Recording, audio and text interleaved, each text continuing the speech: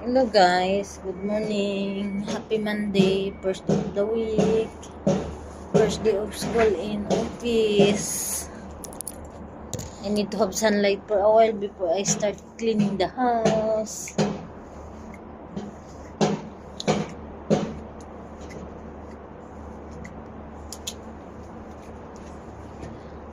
Sunlight is good for the body, especially the bone and because it's a natural vitamin D, the bone and the cardiovascular, and to boost immune system too.